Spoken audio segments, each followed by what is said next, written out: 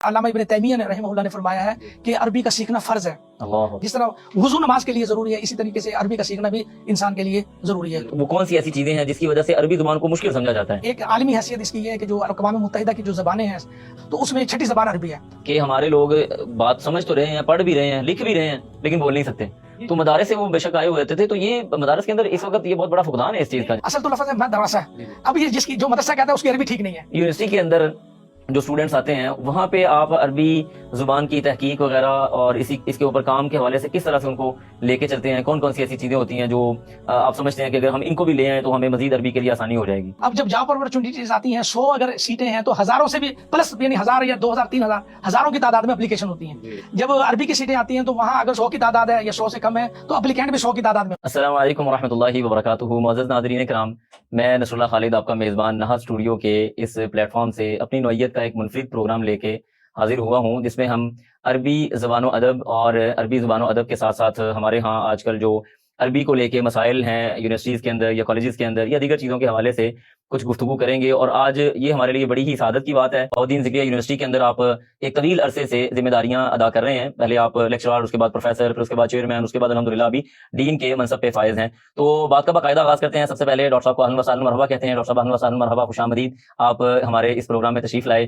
تو ڈاکٹر صاحب سب سے پہلے آپ اپنا تعارف خود ہی ہمیں اور ہمارے ناظرین کو کروا دیں کہ آپ کا مکمل جو آپ کی ذمہ داریاں ہیں یونیورسٹی کے اندر اور اسی طرح سے آپ کا تعلیمی مرحلہ کہاں سے شروع ہوا، کہاں پہ ختم ہوا. بارک اللہ فیکم.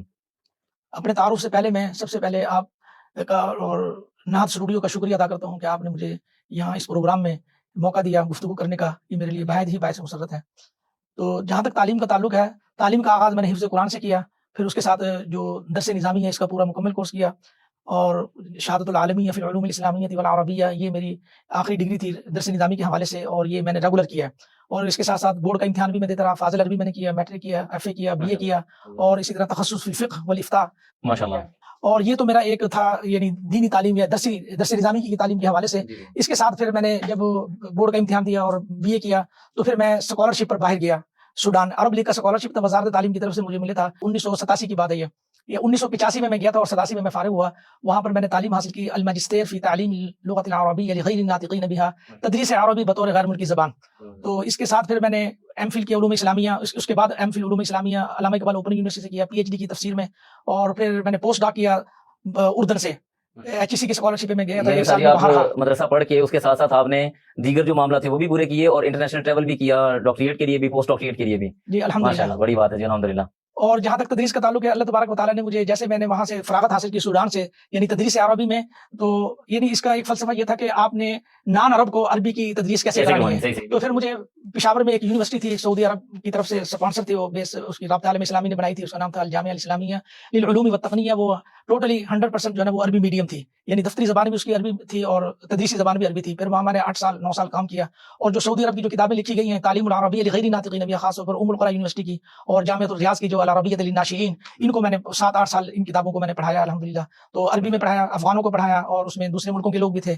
تو مجھے اس سے بڑا فائدہ ہوا. ایک تو میرا تخصص وہ تھا تدریس عربی، پھر مجھے وہاں پڑھانے کا موقع ملا، اس سے مجھے تقویت بہت زیادہ ملی. پھر میں اس کے بعد انٹرنیشنل اسلامک یونیورسٹی میں 1 سال میں رہا. انہوں نے میری پوسٹنگ کر دی سری لنکا میں گیا، وہاں میں نے الجامعہ نلیمیہ تھا وہاں پر 1 سال پڑھایا.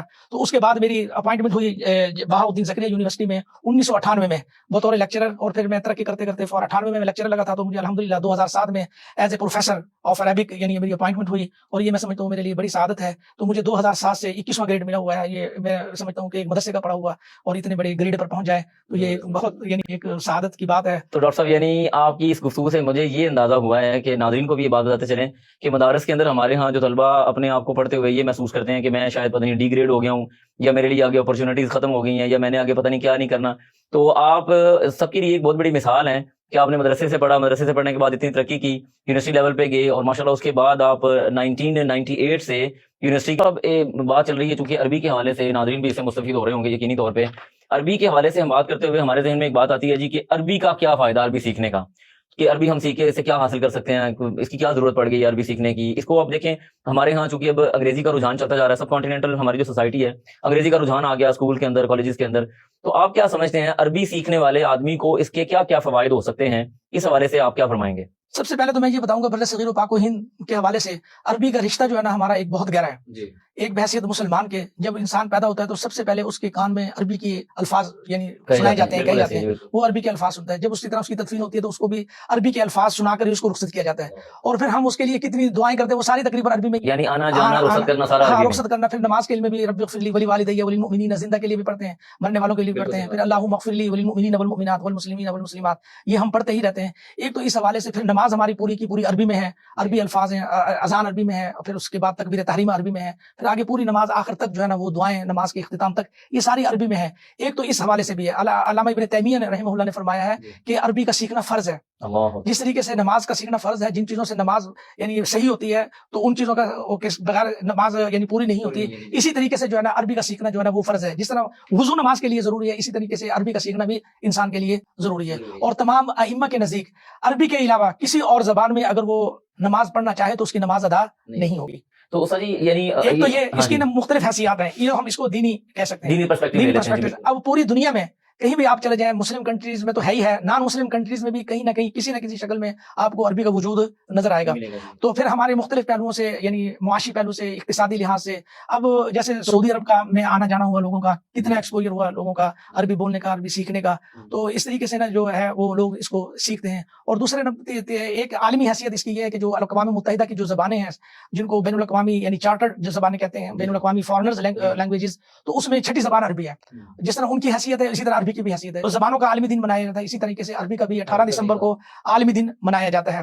تو ہر لحاظ سے اور 25 ممالک ایسے ہیں جو عرب لوگوں کے جہاں کی قومی زبان اور سرکاری زبان جو ہے نا وہ عربی ہے. اور مسلمانوں کی جتنے بھی ممالک ہیں، مسلم ممالک ہیں، وہاں پر یعنی عربی یعنی پڑھی جاتی ہے اور پڑھائی جاتی ہے.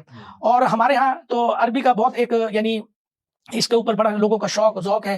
ایک تو وہ لوگ پڑھتے ہیں نا جنہوں نے عربی کا ماہرین بننا ہے، جس کو ہم علماء کہتے ہیں. جو علماء حضرات ہمارے یہاں مدرسے میں پڑھنے کے لیے آتے ہیں تو ان کو پہلے عربی پڑھائی جاتی ہے. عربی پر ان کو جب کمانڈ حاصل ہوگا تو پھر وہ علوم شریعہ سمجھ پائیں گے. پہلا، دوسرا سال، تیسرا سال، چوتھا سال جو ہے نا وہ عربی پڑھتے ہیں. پھر اس کے بعد جو ہے نا وہ دوسرے علوم ان کے اوپر یعنی مہارت حاصل ہو جاتی ہے.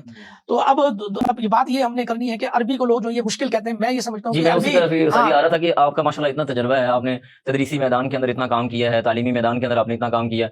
آپ کو تو مختلف قسم کے لوگ یا اسٹوڈنٹس وغیرہ ملے ہوں گے، یعنی وہ لوگ جو مدارس سے پڑھ کے آئے ہیں وہ بھی آپ کے پاس آئے، جیسے ہم لوگوں نے بھی آپ کے پاس بیٹھ کے دیکھا ساری چیزیں. اور کچھ وہ لوگ ہوں گے جو بالکل یعنی یونیورسٹی لائن سے ہی آپ کے پاس ڈائریکٹ پڑھنے کے لیے آئے. تو سر جی آپ نے کچھ ایسی چیزیں ہوں گی جس کی وجہ سے یا آپ نے وہ چیزیں یقینی طور پہ ان کا انالیسس کیا ہوگا کہ بعض وہ کون سی ایسی چیزیں ہیں جس کی وجہ سے عربی زبان کو مشکل سمجھا جاتا ہے. عربی زبان مشکل نہیں ہے. میں سمجھتا ہوں کہ مشکل وہ چیز ہوتی ہے جس کا کوئی سر پیر نہ ہو.